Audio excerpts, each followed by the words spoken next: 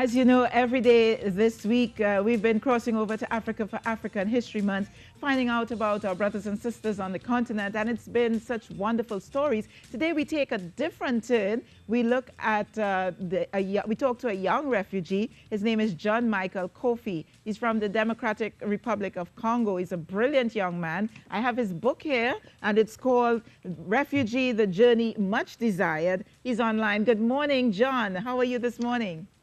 I'm fine, thank you, Lisa. How are you? I am so excited to talk to you because your journey, we can't give your journey in 7 or 8 minutes, but we can certainly give an idea of your experience as a refugee. You started off, you were born in the DRC. Tell us about your journey. Right, thank you. So I'm originally from the Democratic Republic of Congo. I just turned 21, and at the age of 11, my family had to flee because of the ongoing conflict in the DRC. So since then, we've lived in multiple countries in Southern Africa, particularly in the refugee camp in Malawi and in Swaziland. And in 2015, after I graduated from high school, I actually got a scholarship to study at United World College, Robert Bosch College. For IB, and after that IB experience, I came to Canada. So I'm currently at the University of British Columbia. Congratulations in Vancouver, yeah. Well, congratulations to you. I know you sped through that, but your journey from the DRC to Malawi, I know some of it you actually walked, and it really was not a bed of roses, was it? Excuse me? Your journey from the DRC, I know you walked part of it, you and your family, when you had to flee. It was a very difficult time, wasn't it? Oh yes, of course. It was. In my book, I explore some of the struggles and experiences, particularly of young people living in the refugee camps. Yes, tell us a little bit about that experience in the camp. Yes. Well, it was hard. It was hard, but mostly empowering.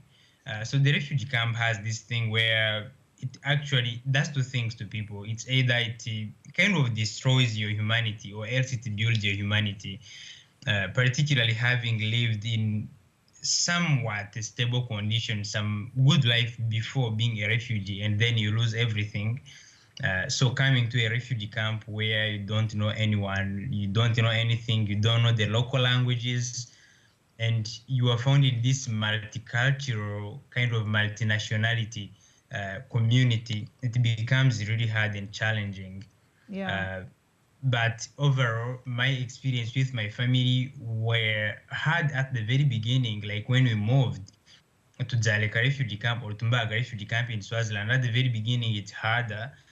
But the more time you spend there, the more you get used to the everyday life experience, and things seem to start getting easier. Yeah. And you know, in your book, because I've read your book, you know, yes, I have.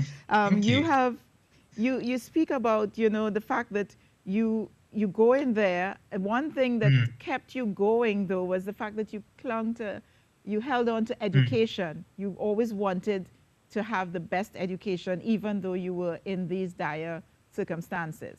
And that education took you out of the situation of being a refugee. Yes? Yes. So education has been very integral in my life, I would say.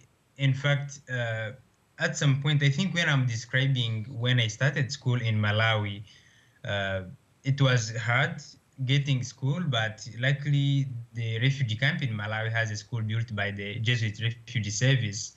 And I'm describing how they wanted to put me in the lower grades because I was coming from a French-speaking background, now entering an English system of education.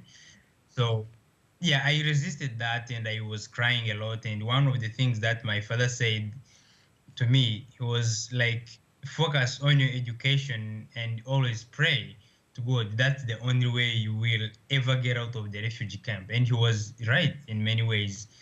So ever since then, I have always focused on education as like my only way of succeeding in life. And I would say that has been successful to a large extent. Yeah. But you know what, John? I'm so proud of you. Of course, I know you personally because you're a friend Thank of you. Gabby's. But I just want to read a little piece from your book. We had spent almost 3 years in Malawi. Life had begun to become Yes. normal. And now here we were crossing more borders illegally. The fear was much Mm. more intense that this time. I thought of all the frontiers my family and I had crossed without any legal documents, just Right. as most families fleeing their beloved countries did. Now that I was Mm. almost 15 years old, with some geography from school, some knowledge about Mm. how the world worked, and having watched some news, thinking about all this had turned into a habit. Thinking about life was my meditation. What were borders anyway? I constantly found myself wondering. They looked like lines, sometimes straight and sometimes confused. It had occurred to me as I observed the African map, Namibia and Angola and Chad, some perpendicular lines separating nations and people. My heart Mm. ached a little bit, even more, knowing that most of the conflicts that caused us to flee and claimed millions of lives were the direct Mm. result of some men who sat around some table somewhere and drew those Mm. lines, driven by greed and power, unaware of where and whom they were dividing, made me more Mm. dejected. You wrote this as a teenager or barely 20 years old. You know what, John? I don't have enough time to talk to you. I just want to encourage people to go online, purchase the book. It's Yeah. called Refugee, The Journey Much Desired.